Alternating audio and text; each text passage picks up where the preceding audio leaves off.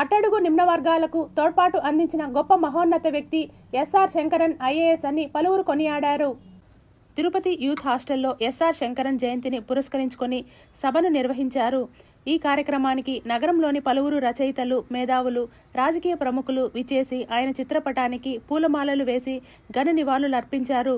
ఈ సందర్భంగా వారు మాట్లాడుతూ నిష్కలంక సేవా తత్పరుడు ఎస్ఆర్ శంకరన్ అని అధికారిగా రాష్ట్రంలో ఎన్నో సంస్కరణలు తీసుకువచ్చారని పేర్కొన్నారు. రాష్ట్ర ప్రభుత్వమే ఆయన జయంతిని నిర్వహించాలని డిమాండ్ చేశారు. పేద, బడుగు, బలహీన వర్గాల అభ్యున్నతికి అనునిత్యం పాటుపడిన వ్యక్తి ఎస్ఆర్ శంకరన్ ఐఏఎస్ అని ఆయన సేవలను గుర్తు చేసుకున్నారు. ఎంతోమంది అధికారులకు స్ఫూర్తిదాతగా నిలిచారని, ఆయన అడుగుజాడల్లో యువత నడిచేందుకు కృషి చేయాలని పిలుపునిచ్చారు. రాబోయే ఎస్ఆర్ శంకరన్ జయంతిని తిరుపతిలో కాంస్య విగ్రహాన్ని ఏర్పాటు చేసి ఘనంగా జరుపుకునేలా చర్యలు చేపట్టేందుకు తామంతా సంసిద్ధమయ్యామని అన్నారు.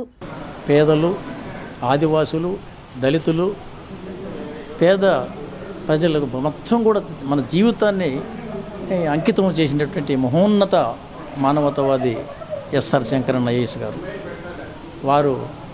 వారు చేసినటువంటి కృషి ఫలితంగా ఈరోజు దళితులు, ఆదివాసీలు, పేదలందరూ కూడా ఈరోజు సమాజంలో మేము మనుషులు అన్నట్టు బ్రతికేదానికి ఆయన కల్పించినటువంటి స్ఫూర్తిదాయకం, ఎంతో అభినందనీయం.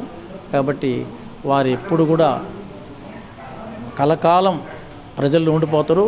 వాళ్ళు మళ్ళా మనం కాలంలో పుట్టినట్టయితే అది దళితుల యొక్క అదృష్టంగా భావించినంతగా మనం అనుకుంటాం.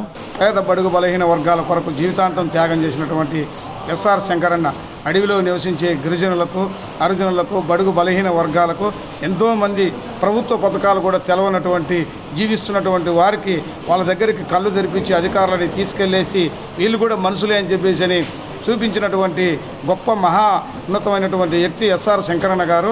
అలాంటి వ్యక్తిని ఈ తిరుపతి పట్టణంలో ఆయన విగ్రహం పెట్టాలని చెప్పని మేమందరం భావించడం జరిగింది. వారి విగ్రహానికి మేమందరం కూడా సహకరిస్తామని చెప్పని ఈ సందర్భంగా తెలియజేస్తున్నాం.